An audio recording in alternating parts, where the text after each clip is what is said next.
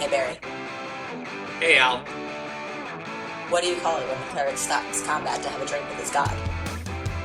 What? The wine intervention. It's time for Compelled Duel!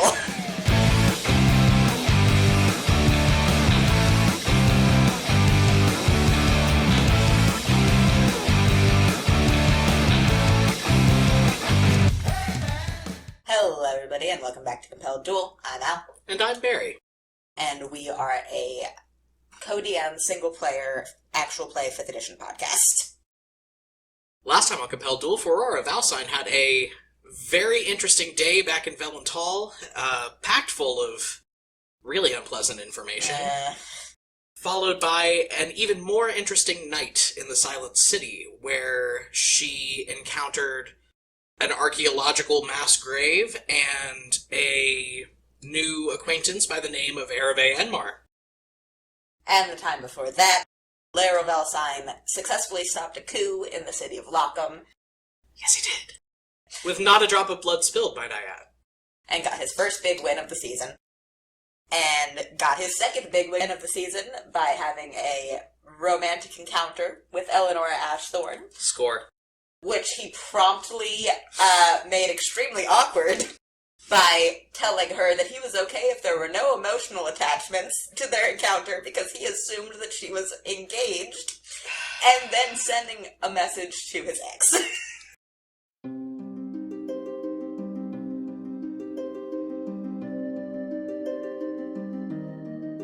And we're going to pick back up on the aftermath of that, zooming in on the castle of one King Bertrand Silvertree, or more specifically, the courtyard of that castle, where Leo is having a conversation with one Mr. Zed Stonebloom, who promptly says, "You did what?"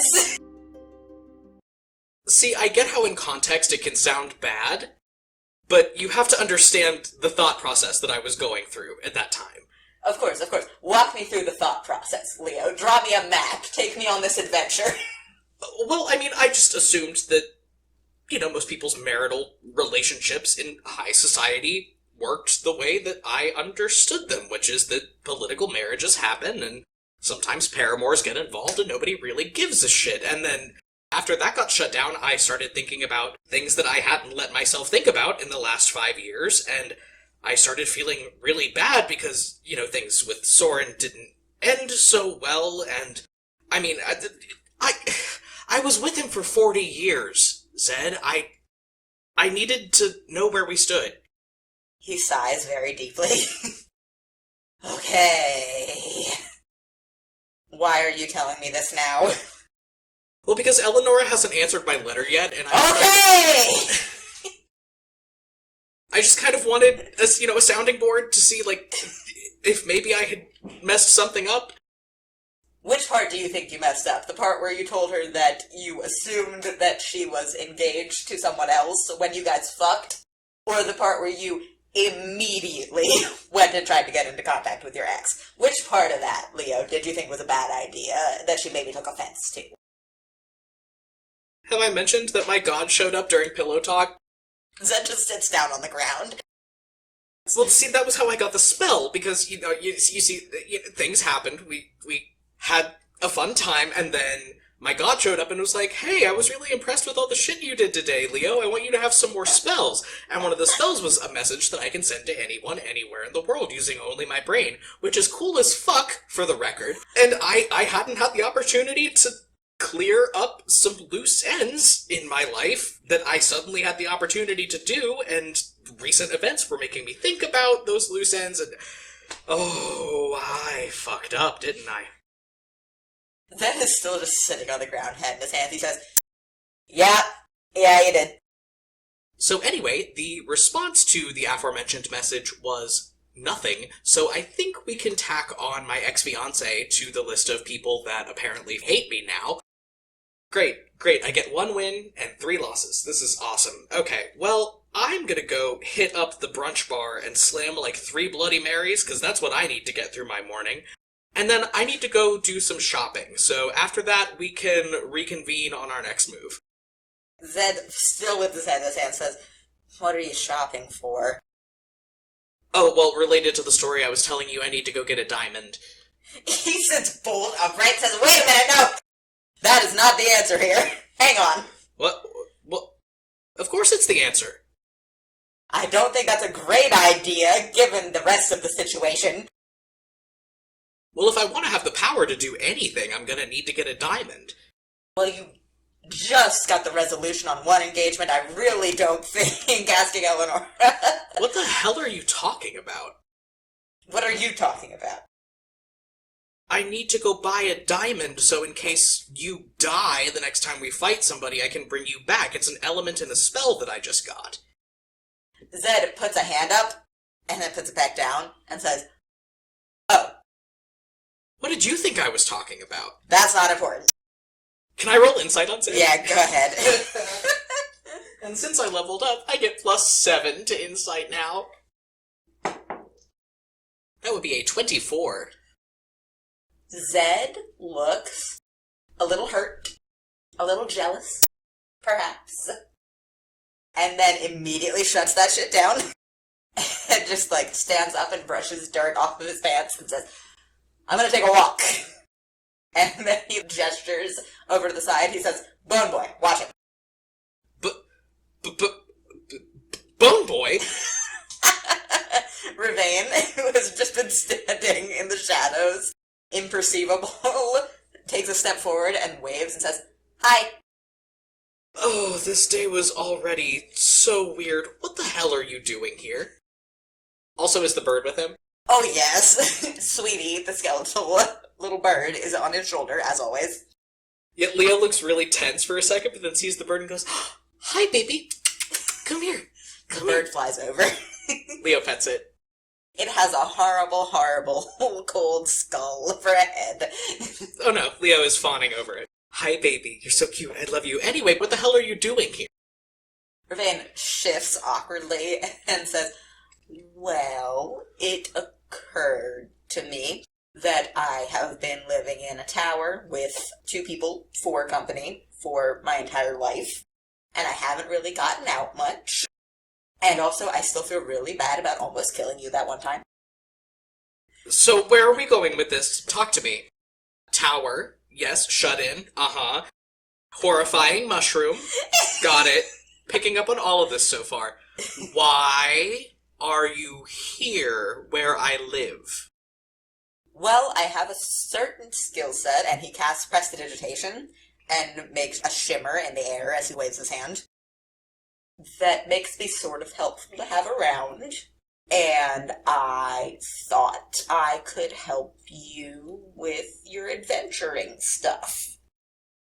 Okay, well, skill set aside, and I cast Thaumaturgy and make the ground rumble. You also have a pretty significant condition that makes me not want to have you in my house. That's the other thing. I was hoping that I could maybe get a better handle on the mushroom stuff. And I think I'm not going to get that without experience out in the world. And he, very awkwardly puts a hand out right in front of you. Leo looks down at his hand and blinks. Well, because the only time Astrarians shake hands is when they're making a deal. And Leo goes, please explain the terms. Ruvaen uncertainly lowers his hand a little bit, and he says, I adventure with you. We go places. And you help me with the mushroom thing, I think. You're supposed to... I'm told that when someone holds their hand out, you're supposed to shake it. Well, yes, but the terms of the deal had to be finalized, and Leo shakes his hand. Okay. He very awkwardly shakes your hand. It's not a good grip. He's never done this before, very clearly. Alright, well, I was gonna hit up the Bloody Mary station in the Great Hall. Do you want to come with? What's a Bloody Mary? Oh, sweet summer child, come with me. God. Leo takes him inside and gets him turned on Bloody Marys. Oh, no. And then both of them, very tipsy, go out to find Zed and go shopping. You find Zed. You go to one of the marketplaces around the city. Roll me investigation. 9. It takes you most of the day to find a good jeweler. There is a sign above the door. It says Jared's Jewels. And you walk in, and there's a little halfling man with a monocle and, like, a waistcoat. Great. He's polishing some jewels. And he has a name tag that says Jared. Leo walks in and goes, "Hello, sir. I'm in the market for a diamond." He looks up and he says, "Oh, congratulations!" Oh no, who's in there with me? Zed and Ruvaen. Leo blinks and goes, "No." Ruvaen says, "Congratulations for what?" "We'll talk about it later." Zed says, "Oh yeah, the bride is just radiant. Fantastic. Real ballbuster." Leo chokes.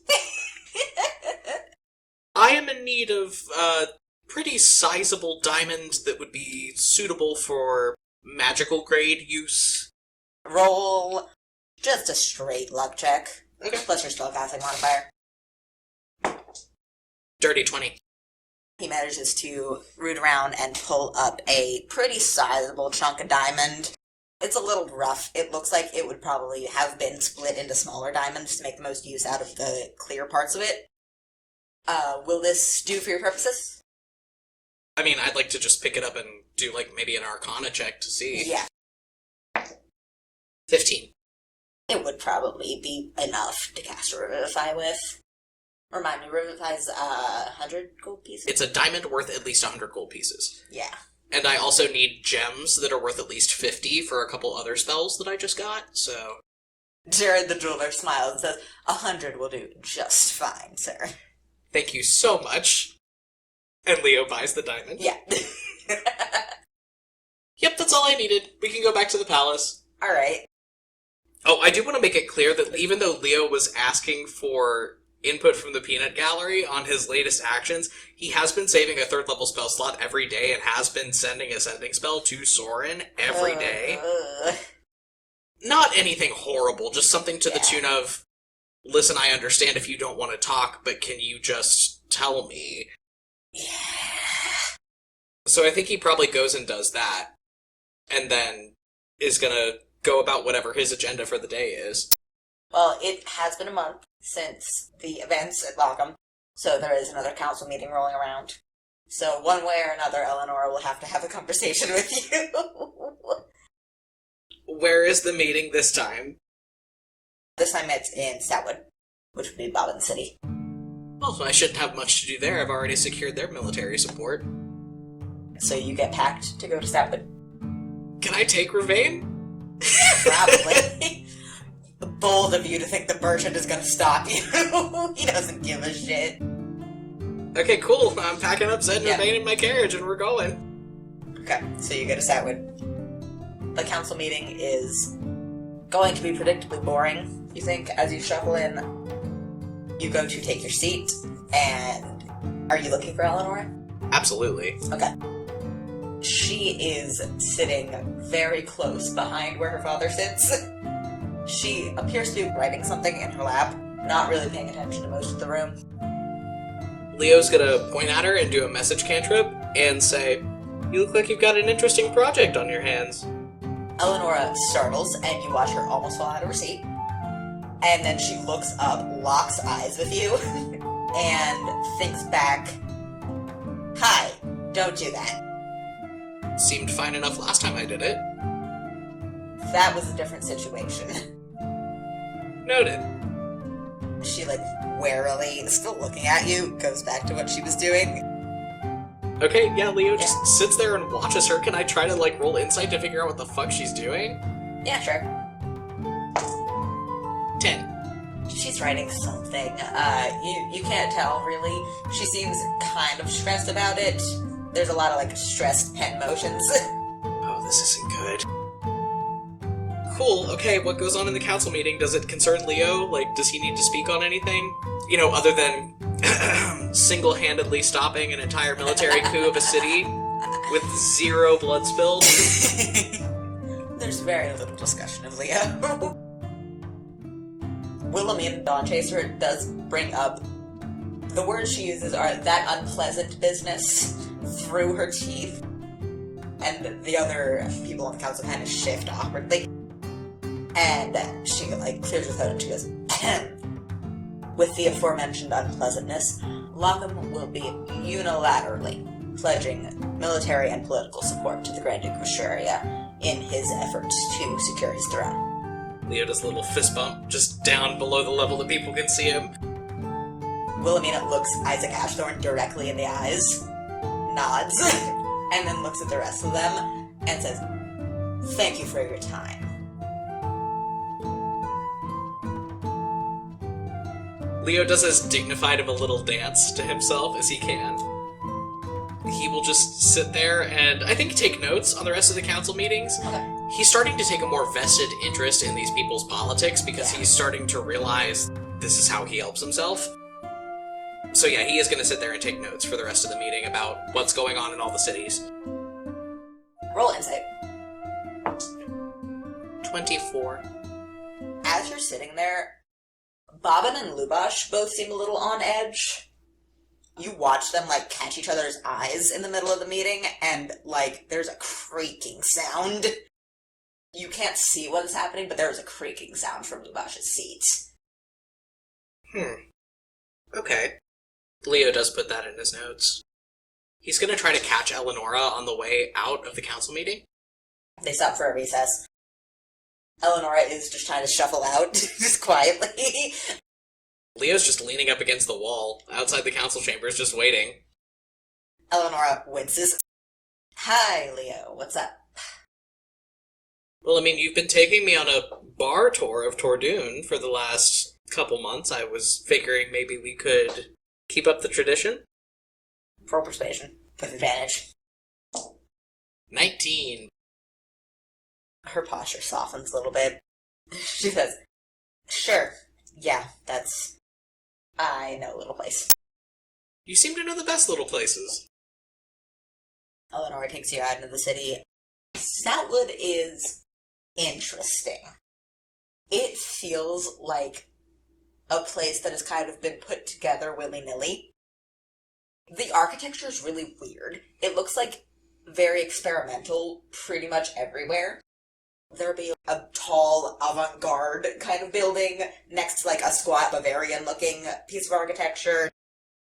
It doesn't look like a cohesive city. It looks like a whole bunch of people had some really interesting ideas and just kind of decided to live next to each other. Bet Eleanora's having the time of her life. Oh yeah, Eleanora loves Stoutwood. She is visibly happy as she's walking through it. I think, actually, Leo brings that up as they're walking, just, oh wow, well, for someone who's into architecture, it seems like you're in hog heaven. Eleanora laughs. She goes, "Stoutwood has historically been a very artisan-heavy area, and under King Bobbin's grandfather, I believe, there was a sort of revitalization of the architecture, arts, business, whatever you want to call it, and honestly, half the city got torn down because there was a big fire and there were a bunch of condemned buildings, and there was a whole thing with the Thieves Guild, but that's not important." Leo pulls his notes back out. The late King Edmund Rosebrook just decided to fund arts projects. If you go down to the Merchants District, there are all kinds of murals everywhere, kind of worked into the actual function of the building. It's very strange. Well, this sounds like a city where we could do a bar crawl. She kind of tugs on her earlobe. "We may not have time before the council goes back into session. My father expects me to be back there." Oh, of course. Yes, obviously. But we can grab a drink. Oh, have I mentioned that Ruvaen is here? What? Yeah, he, showed up in Irie right before we left. Why? Apparently he wants to hang out with me now. Why? Leo makes an affronted little squawk. I didn't mean, I was gonna say, you don't seem to mind my company, princess. She, tugs on her earlobe again. She goes, "Yeah. How about that drink?" Okay, yeah. She chugs a big flagon of beer, just absolutely puts it away. She seems stressed. Couldn't help but notice that, my last letter went unanswered, by the way. Leo says, just sipping on his cocktail. Just checking that you got it. You know, how unreliable the carrier ravens can be. Eleanora is not looking at you. She is looking directly into her cup. She says, yeah, I got it. I mean, I hate to press the issue, but are we all right? Are we okay? Roll insight. 17. Eleanora grimaces, and then very carefully says, I don't have a problem. If you don't. I also don't have a problem. I just think that we should be cautious right now. Leo kind of blinks at her and frowns. He's confused. Would you care to enlighten me as to why? If I need to be careful, I'd like to have some rationale behind it. Eleanor grimaces again and orders another drink. Eleanora, we can't keep doing this thing where you know information that I need to know and you keep mollycoddling me. I promise I can take it. My father thinks you're dangerous, and that I shouldn't be spending time with you. I'm a grown adult, but I don't want him to be upset. I'm a grown adult, I am also a good daughter, and that is something I prioritize and something I pride myself on. And I'm trying to sort this out. So I just think we should be careful for now.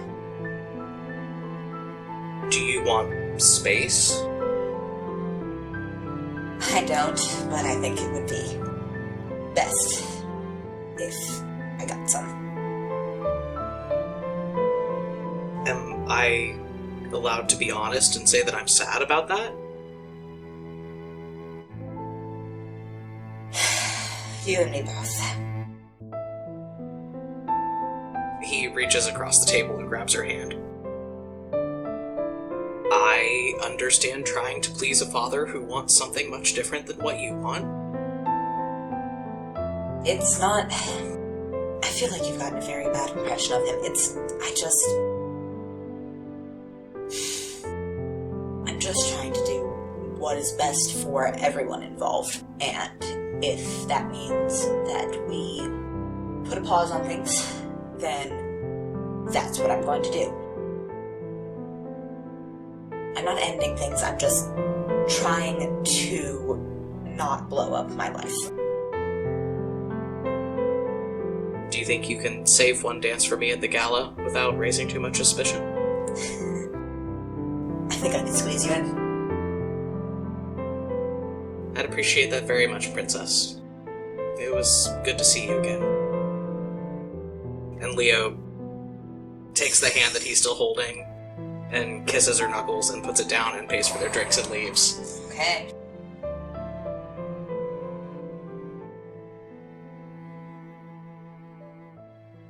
And very dejectedly, I guess, goes back to the palace. Yeah. He's not feeling great.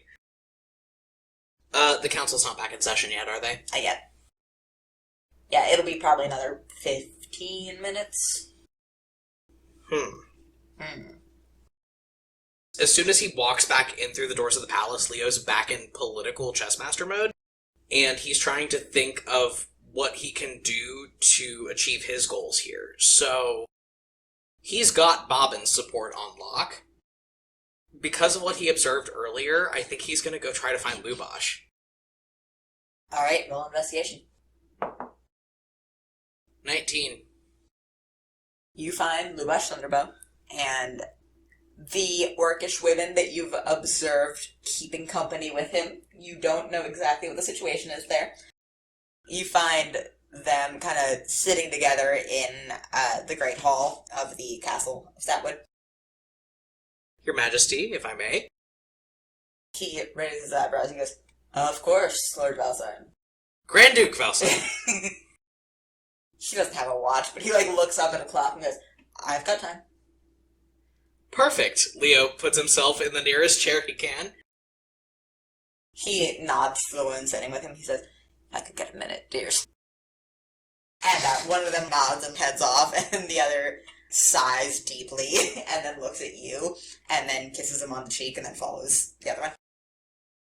I couldn't help but notice a little bit earlier in the council meeting that there seemed to be a little bit of tension between you and King Rosebrook. Do you mind catching me up on what's going on there? Again, I'm horribly unfamiliar with the political machinations going on around the people that I need to be making a good impression on, so a favor would certainly help.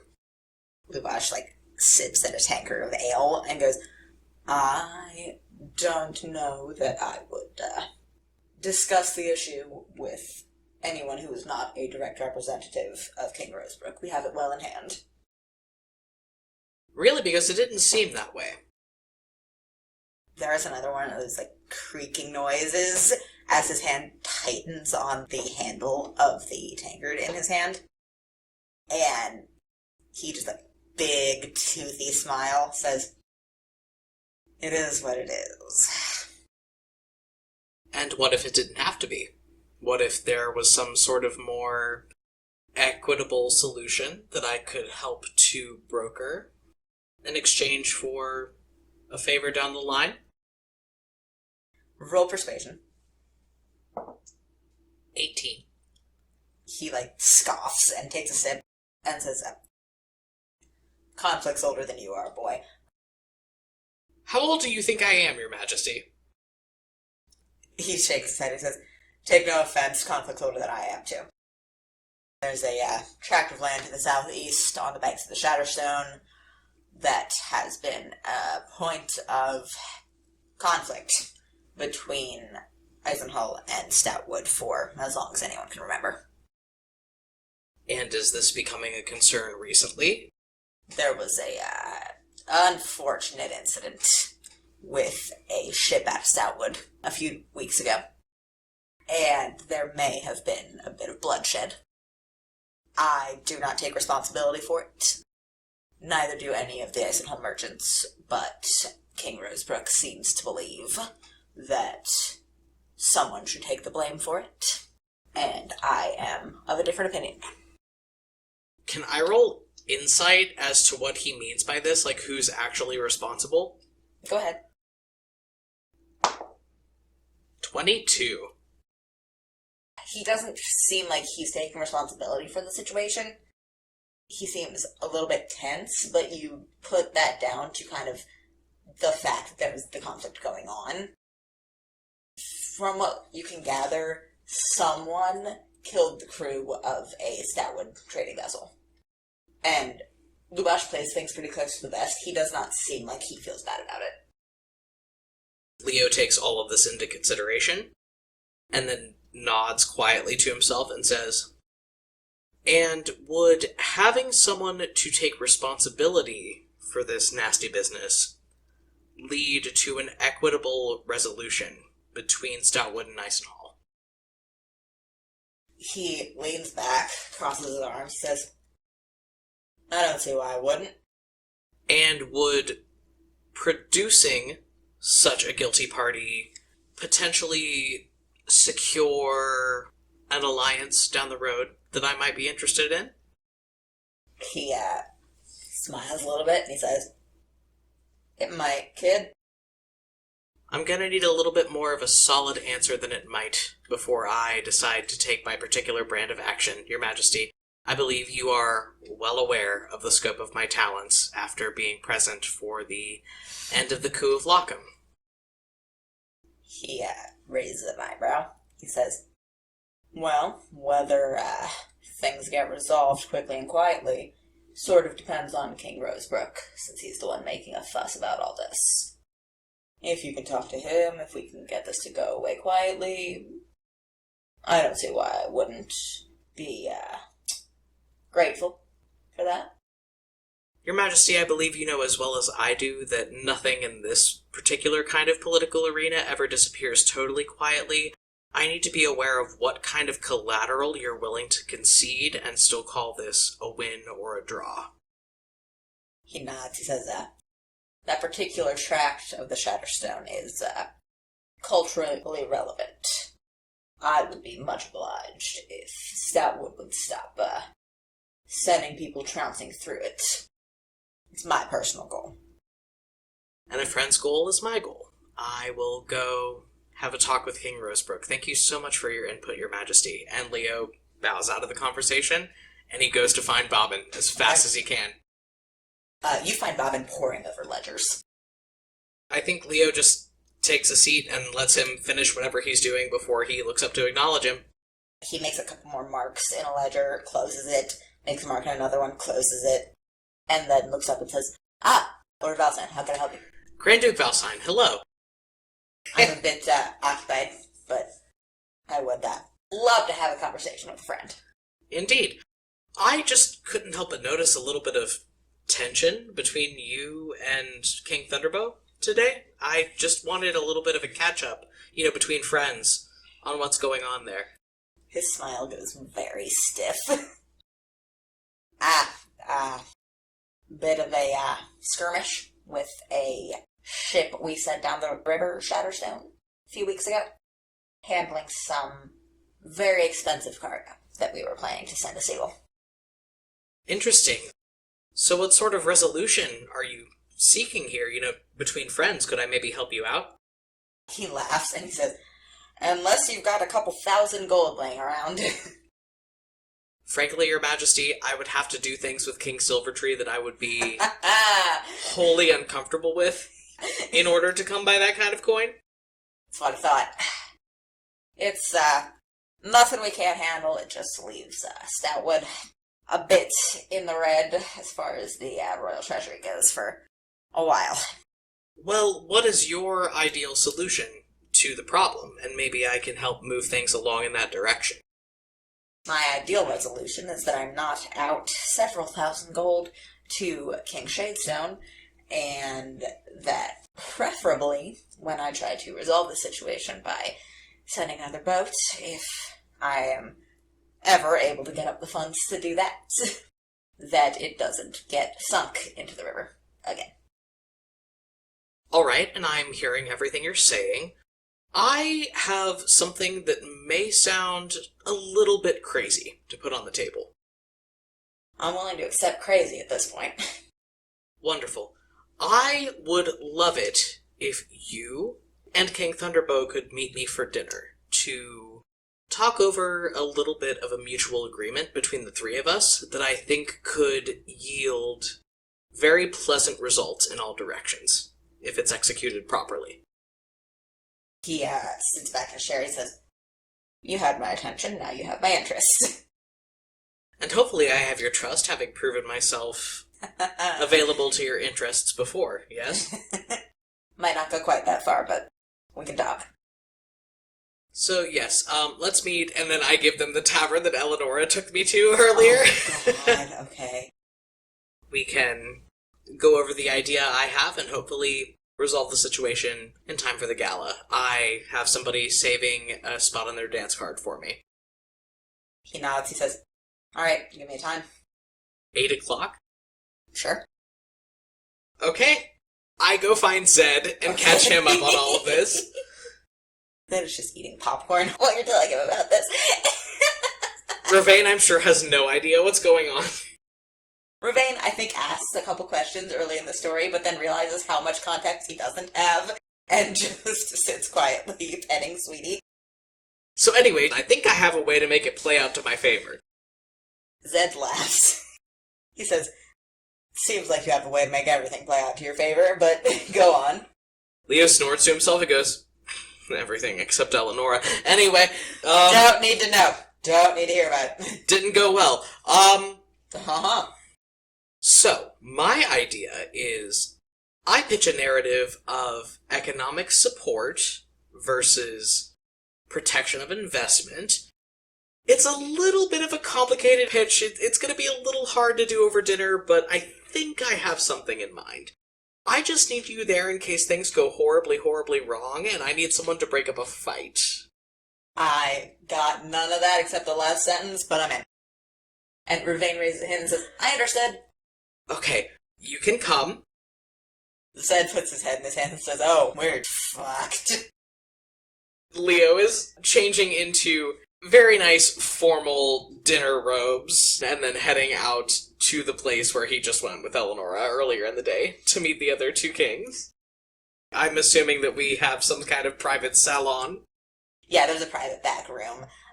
As you walk in, Bobbin and Lubash are already there, and they are, like, both standing. And as you walk in, they both back off and go sit down. I've been told that I have a very calming presence. It makes me very happy to know that that's true. And Leo sits Lubash down at the table. snorts so loud. And then you all sit down at the table. You order some food. You get, like, 2 bites in before Bobbin says, alright, whatever you're gonna pitch to us, go ahead now. In exchange for Eisenhall's financial investment in a replacement shipment coming out, I will guarantee the safety of that shipment, and then we will all sit down and talk about the tract of land that is under scrutiny right now. Lubash says, and, where exactly is the money I'm supposed to contribute for this coming from? From you, but with a guarantee of economic return. That shipment is going to make it down the river come hell or high water, and I personally will ensure this. Again, gentlemen, both of you have seen me in action. How many other people do you know that have stopped a hostile coup of a city-state with not a drop of blood spilled?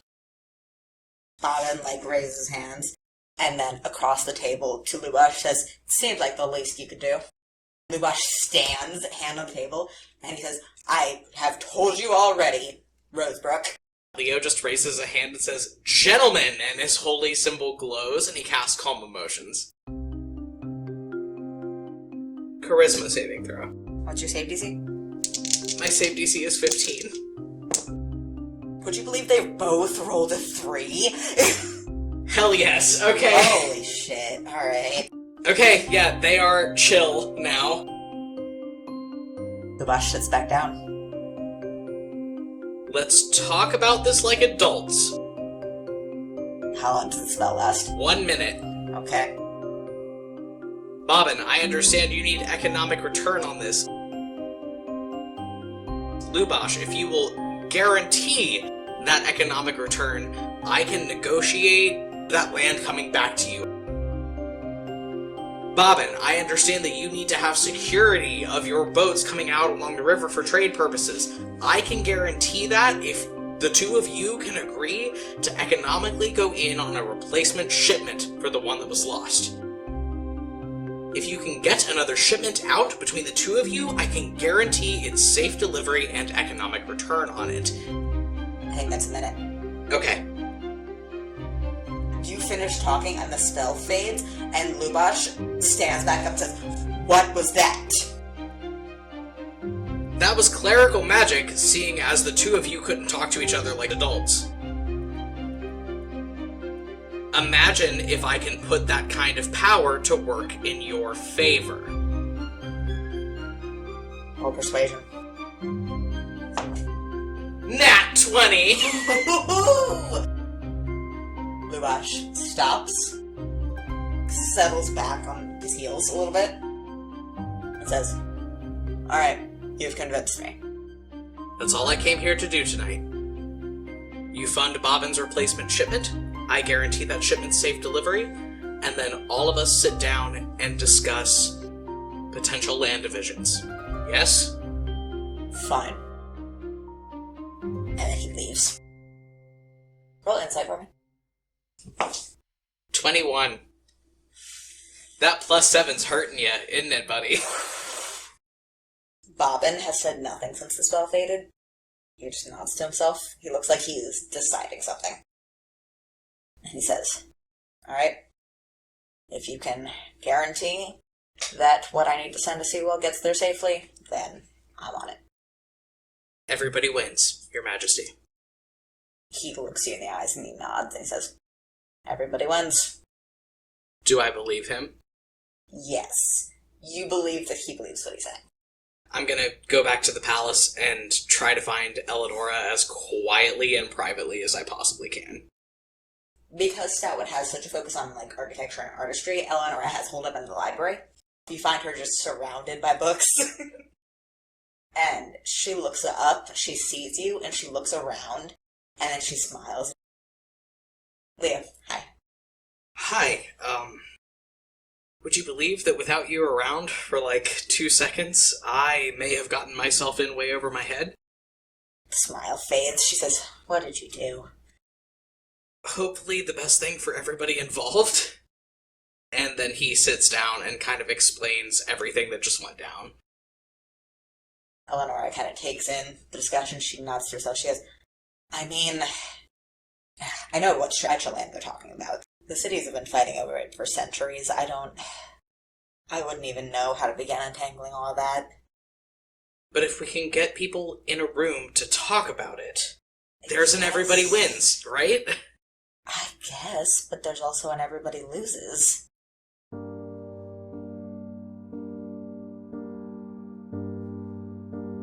I need help getting this boat down the river tomorrow. Huh? I understand what you're trying to do right now, and if you tell me no, that's not gonna change anything between the two of us. But if I could have your help, I'd really like it. Roll persuasion. With advantage.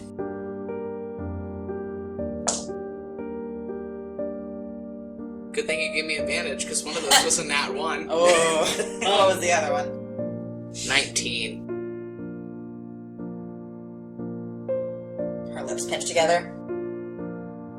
And she nods a little bit, and she says, why do I get the feeling I'm going to regret this? She smiles.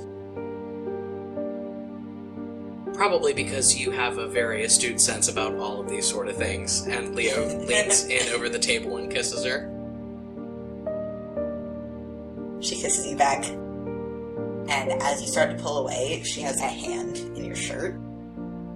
And she very quietly says, I'm not expected back at the guest chambers for, an hour and a half. I can work with that.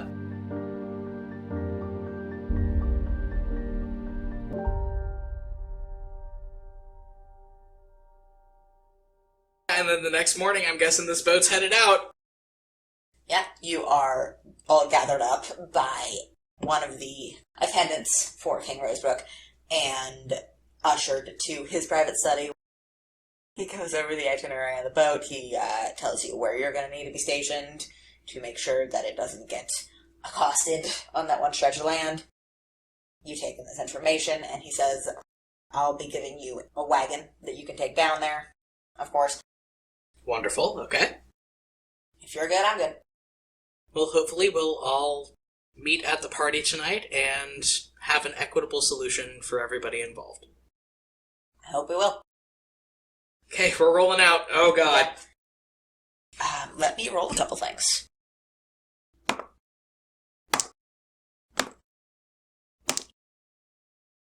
Okay. You roll out.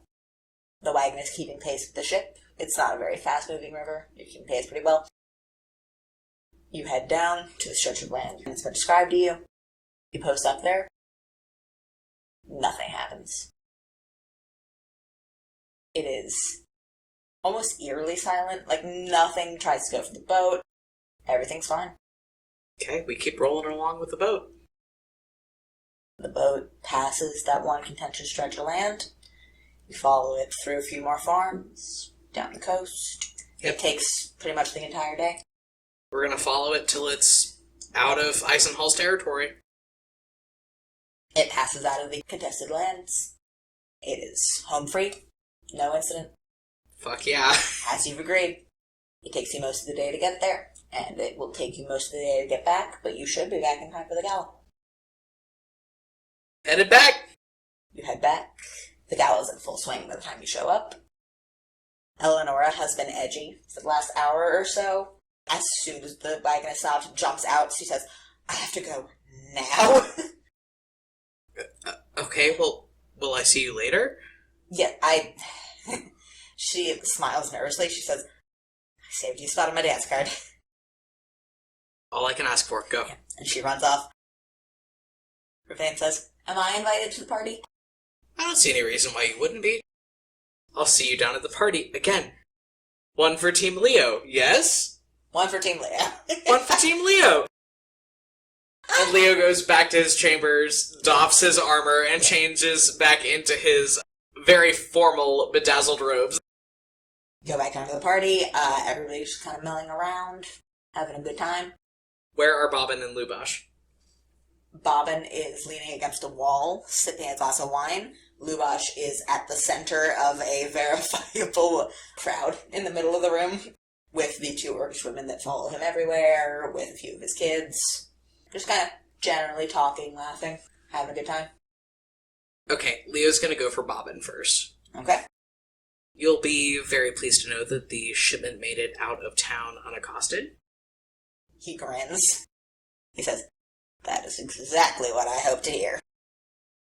So now we need to talk about how much ground, literally, you're willing to give in this situation. I just preserved your kingdom's economic base. We need to talk about paying the piper for that. Not to me, but to the person that made this possible.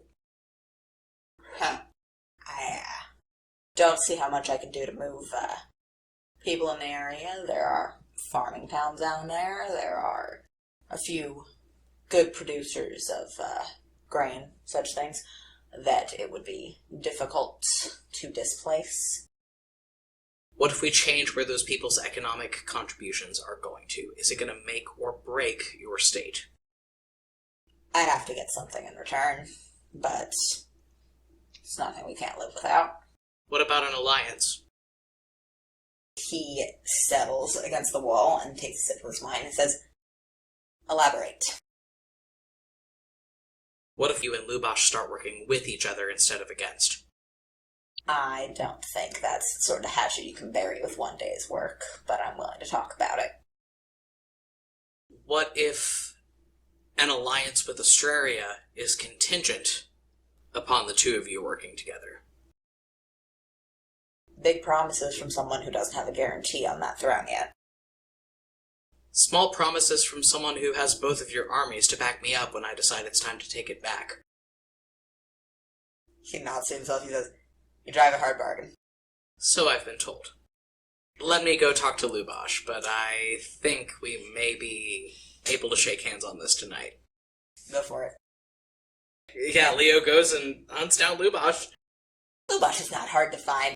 He is hard to get close to because there are so many people around him, but you could squirm your way in there. Leo worms his way in as close as he can and just kind of leans in and says, so the boat made it out, no problem? He is just grinning at something someone else said. He doesn't look directly at you, but like under his breath as conversation continues, he says, good to hear. I have Bobbin willing to play ball. If we're all able to sit down and come to a mutual agreement, the three of us.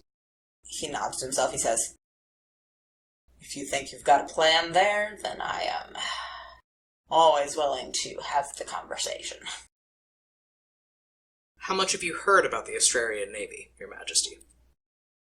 I've heard that they've had a bit of trouble wrangling pirates in the area. That's about it. What about their presence on the shores of Vog Voldor? I don't get much news about that, as far south as I am, but... You have just as much to lose from a border incursion as anybody else does, however. That is true. A three-way truce is what I am proposing. You and King Rosebrook talk out maybe renegotiating borders in terms of the tract of land beyond the river, and in exchange, conditionally, as long as everything remains as we've all three agreed it, you have Australian Navy support in fending off any border incursions from foreign powers. Roll persuasion. Dirty 20. Oh! He laughs loudly, claps you on the back, and says, I like your attitude. We'll talk after the party. Good to hear. Leo goes and finds Eleanora. Okay. Eleanora is just getting out of a dance with Lubash's oldest son. You get the feeling that she kind of dances with him a lot at these parties to cover up the fact she doesn't want to dance with certain other people. And he, leans in and whispers something to Eleanora, and she laughs super loud and smacks him on the shoulder. Do you mind if I cut in? He grins sideways at you and says, not at all. Eleanor says, go get some punch, you menace. Leo sweeps her up into whatever dance is going on. She grins up at you. She goes, so, did it go well? Unsettlingly. Okay. That's a good thing, isn't it? I certainly hope so. But actually, the more I've been thinking about it, now that we're getting over this particular hurdle, I'm getting very close to having a majority of the council in my favor, and that's something that we're gonna need to start considering pretty soon, right? Yeah, I suppose we are, yeah. Well, I mean, it's just that you had mentioned being really interested in the spire architecture of the Astrarian palaces, and it seems that we're coming up on a time where I may be getting ready to go home soon, and if you wanted to make an extended trip to Astraria to study the architecture, I absolutely wouldn't be opposed to hosting you. She laughs a little bit. She says, what exactly are you suggesting, Lord Valsine? Grand Duke Valsine. As I believe I've told you, 4 or 5 times now? Eleanora? I'll call you Grand Duke on your own land. How about that? Is that you saying that you'll come there with me? That's me saying it's not a no.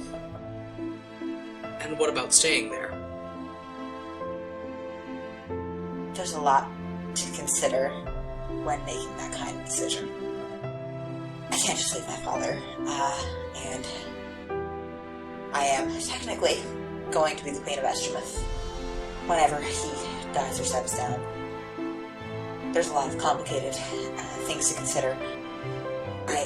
Where is it written in stone that you can't be Queen of Estremouth and Archduchess of Astraria? Roll persuasion. 24.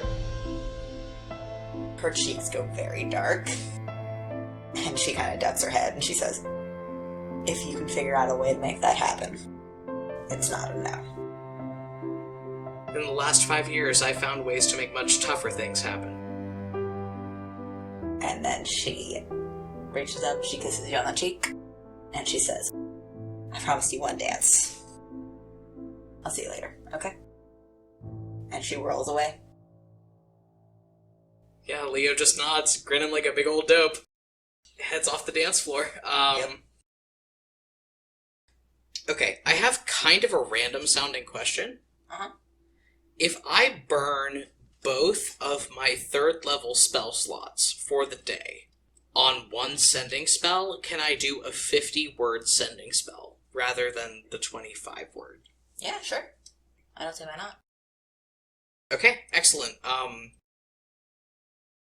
Leo is going to try to excuse himself out onto a balcony where he can be by himself for a couple minutes. Yeah, sure. And then burn both of his 3rd level spell slots for the day to do a 50-word sending spell to Soren.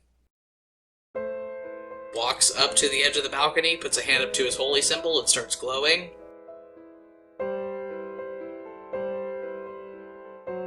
I know you don't want to talk. I understand. I'm sorry.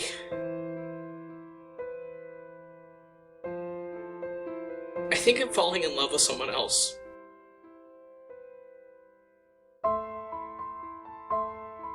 I don't know how to feel about that. I don't know how you'd feel. I understand if you don't want to talk, I just wish that you'd at least let me go.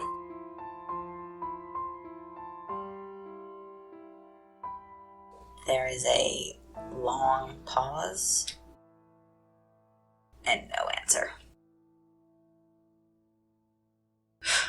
Alright. I'm going to talk to Bobbin and Lubosh then, because that's what's on my agenda for the night.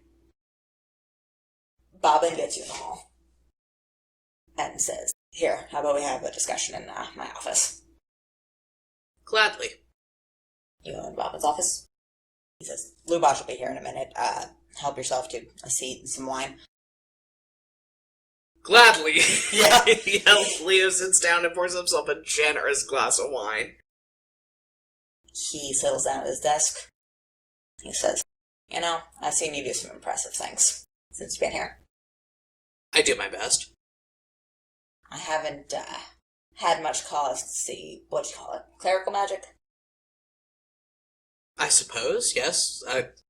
At least in terms of classification, I am a cleric of Kimmerl. Legally, it's a bit more complicated. We don't have many of those here, you understand? We have priests, obviously, but not many people who can perform feats of magic like that.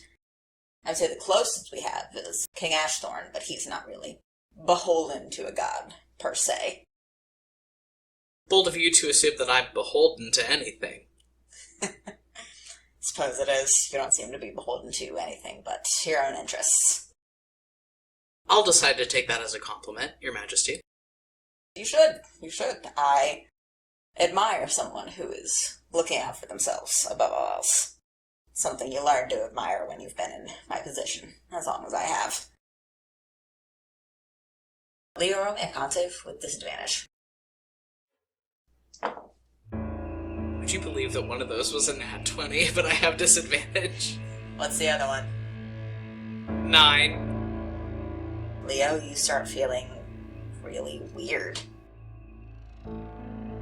Like weird how? You're sitting there and Bobbin's saying something. And standing up from his desk. But you don't really process what he's saying. It's like he's talking at you through water. Can I roll insight on what's happening to me? Okay. 22. You're not really processing the words being said at you. Your body is starting to feel really heavy. You feel like you're moving really slowly. It's hard to move, and it's getting harder. You are most definitely going unconscious. You could feel yourself fading. I spent both of my 3rd level spell slots. I can't even get Ascending off to Zed. Oh my god. 2nd level Augury. Okay. So you have to tell me wheel, woe, or wheel and woe. You're gonna toss some bones? I'm gonna get the bones out there if I can.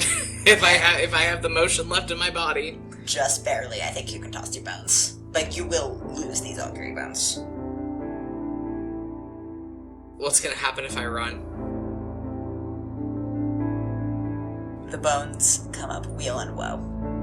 Of fucking course they do. Leo makes a break for the hallway as soon as he realizes that he's starting to go unconscious. You get up from your chair, you feel heavy and slow, and you stagger towards the door. It's like 3 steps. You get the door open. I yell for Zed as loud as I possibly can. And from behind you, your awareness is kind of like fading in and out. You hear Bobbin talking and you process these words. This could have been a lot easier. And then you feel a hard impact to the back of your head. And you are out. And that's it for us this week. Oh, this nasty little man is gonna die. By mine own hand is he going to die. What?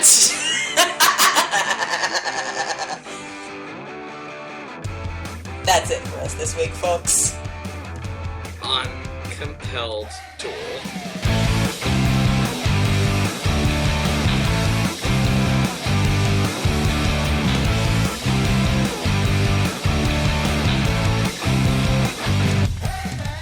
Hey everybody, Barry here with the postscript, just clearing up a couple housekeeping things here at the end of the episode.